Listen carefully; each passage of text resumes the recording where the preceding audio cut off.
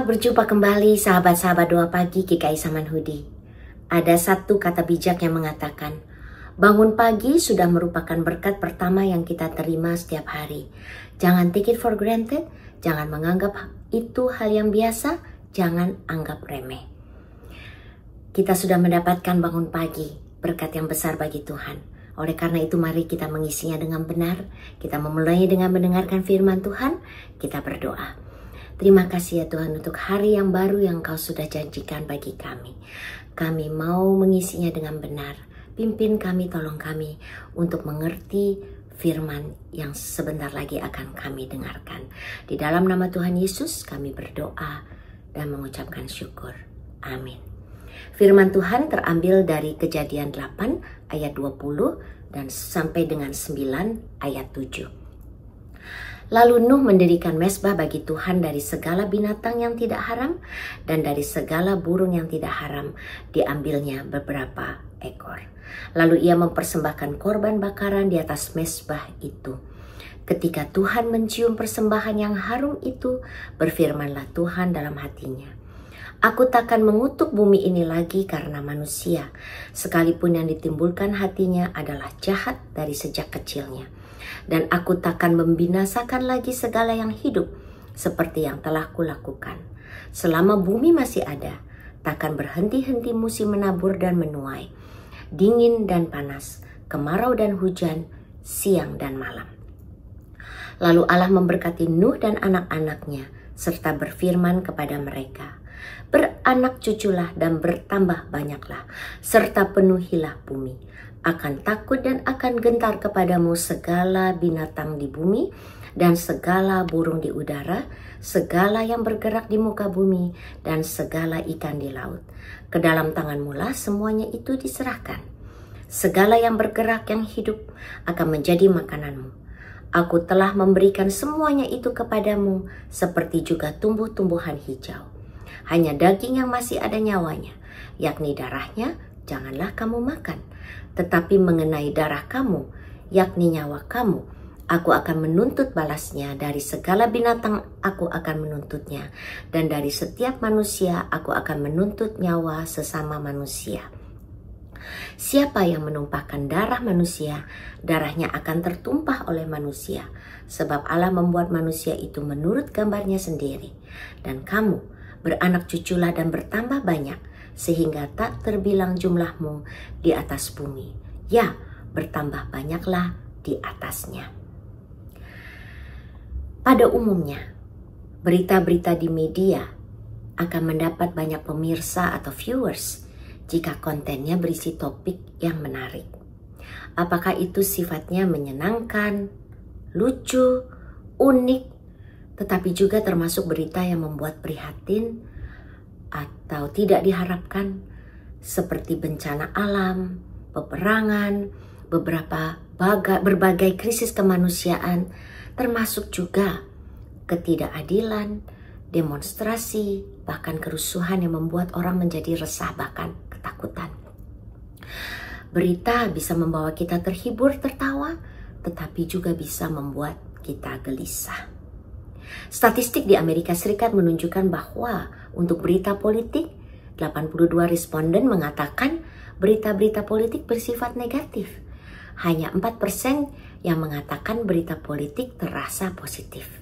Dan mungkin itu juga yang kita rasakan di negara kita. Mungkin juga saudara terbiasa mendengar kata-kata dari orang tua atau sesepuh atau kakek nenek yang kurang lebih seperti ini. Dulu waktu saya hidup, keadaan tidak seperti ini, gak banyak polusi, air bersih gampang didapat, sekolah tidak bersaing seperti ini, kerja juga tidak sesetres ini, lapangan kerja masih banyak, jalanan tidak semrawut seperti sekarang. Pendeknya, keadaan zaman dulu lebih baik dari sekarang ini. Memang hal ini relatif. Di samping dengan sejalannya bertambahnya usia, pasti pandangan dan kemampuan seseorang untuk beradaptasi itu berubah. Tetapi memang pada dasarnya dunia ini, sejalan dengan bumi yang makin tua, berada di ambang kehancuran. Maka banyaklah gerakan-gerakan yang muncul untuk menyelamatkan bumi dari kehancuran alam akibat pengerusakan dan ulah manusia sendiri. Dan dalam keadaan seperti ini mungkin muncul pertanyaan di dalam hati kita. Apakah Allah menghendaki atau minimal membiarkan dunia ini hancur karena ulah dan dosa manusia? Nah, pada hari ini Kejadian 8 ayat 21 memberikan kepada kita satu damai sejahtera. Jawaban yang tegas diberikan oleh Allah. Ketika Nuh mempersembahkan korban bakaran sebagai tanda syukur, Allah berjanji, "Aku takkan mengutuk bumi ini lagi karena manusia, sekalipun yang ditimbulkan hatinya adalah jahat dari sejak kecilnya. Dan aku takkan membinasakan lagi segala yang hidup seperti yang telah kulakukan. Selama bumi masih ada, takkan berhenti-henti musim menabur dan menuai, dingin dan panas, kemarau dan hujan, siang dan malam." Betapa indah dan menyejukkan janji Allah ini. Dia berjanji bahwa meskipun dunia telah porak-poranda akibat dosa manusia, Dia tetap menunjukkan kasih setianya, tidak akan membinasakan bumi. Dosa manusia amat sangat luar biasa, tetapi Allah tidak membalasnya setimpal dengan kesalahan manusia. Dia memberikan kesempatan kepada kita untuk bertobat dan kembali kepadanya. Kasih setia Allah tidak terbatas. Dia menginginkan pemulihan, bukan kehancuran. Bukan saja bagi dunia dan bumi ini, tetapi juga bagi saudara dan saya. Dan untuk saudara yang baru sekali ini mendengarkan berita baik ini, mari hubungi hamba-hamba Tuhan yang terdekat dan belajar lebih banyak lagi mengenai janji Tuhan ini. Tetapi bagi saudara yang sudah menerima Yesus sebagai juru selamat, janji Allah ini selain menjadi dasar pengharapan, tidak hanya berhenti di situ saja. Pengampunan Tuhan yang tidak berujung, tidak ada batasnya. Sebagai umat Tuhan yang bertanggung jawab, ada kewajiban yang perlu kita lakukan. Kabar baik yang kita dengarkan ini mendorong kita untuk hidup dalam iman dan ketaatan, menjadi duta Kristus yang baik. Seperti pelangi menjadi tanda perjanjian Allah dengan Nuh, mari kita ingat bahwa kita perlu menjadi pelangi-pelangi, yaitu tanda kasih setia Allah yang memulihkan dunia yang dikasihinya ini. Kita sebagai pelangi di tengah dunia yang makin kacau balau ini. Bagaimana caranya, saudara? Nah, selain dari kesempatan-kesempatan unik yang Tuhan taruhkan di dalam hati saudara, dan tentunya pasti saudara akan merasakannya di dalam hati, maka izinkan saya juga mengusulkan satu bekal untuk hari ini bagi saudara. Sebelum mengatakan sesuatu, mari berpikir sedetik dua detik untuk mengkaji apakah apa yang kita katakan ini berdampak positif, membangun, membuat sukacita dan damai sejahtera bagi orang yang mendengarkan, atau sebaliknya hanya untuk memuaskan nafsu dan pikiran kita, akan membuat orang lain menjadi sedih, marah, tersinggung, bahkan membuat mereka menjadi putus asa. Dan ini juga berlaku bagi teman-teman yang aktif di sosial media. Mari kita berpikir satu dua kali sebelum kita menekan tombol send atau tombol upload. Lihat apakah komen atau konten kita mencerminkan diri kita sebagai duta Kristus, membawa damai atau bahagia bagi mereka yang melihatnya, atau sebaliknya menimbulkan iri hati, menyulut kebencian, murka, bahkan keresahan. Dan bukankah itu yang menjadi tantangan bagi bangsa dan negara kita akhir-akhir ini? Saudara, ada satu toko kue di dekat tempat saya tinggal, menjual kue coklat. Biasanya dia membuat 120 kue selama seminggu. Toko kue yang sudah dijalankan oleh generasi kedua, yang sementara ini juga sudah menjadi nenek dan kakek. Generasi keduanya saja sudah nenek dan kakek. Tiba-tiba toko dia yang biasanya buka jam 9.30 pagi, dia melihat antrian yang panjang sekali sejak jam 8 pagi.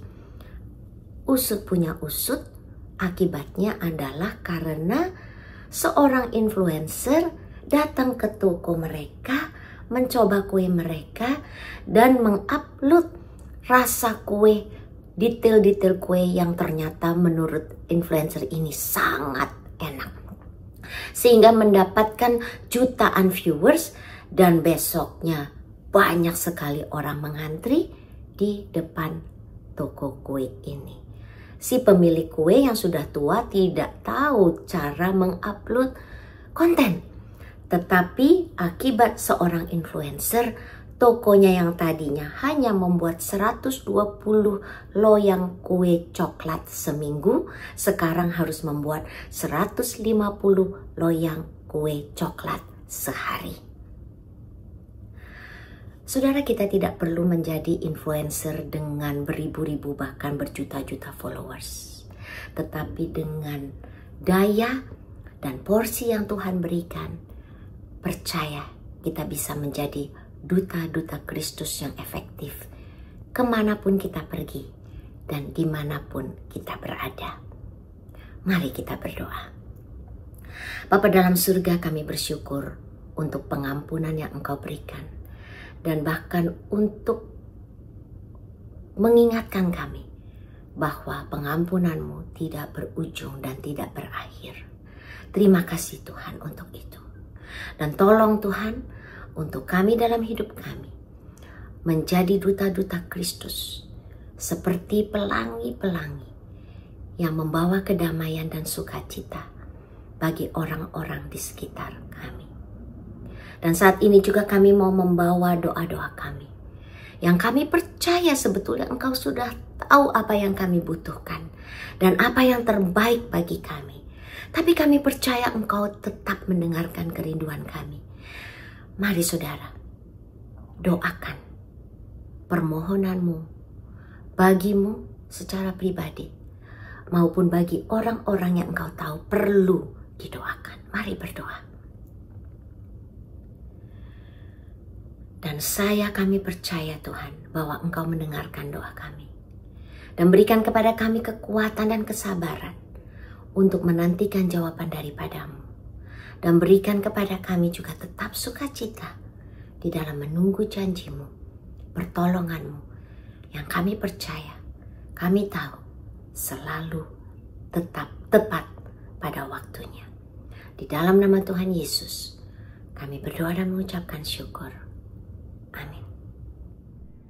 Bagi Bapak Ibu yang memiliki pergumulan khusus dan ingin didoakan, bisa menghubungi rekan-rekan pendeta di nomor berikut.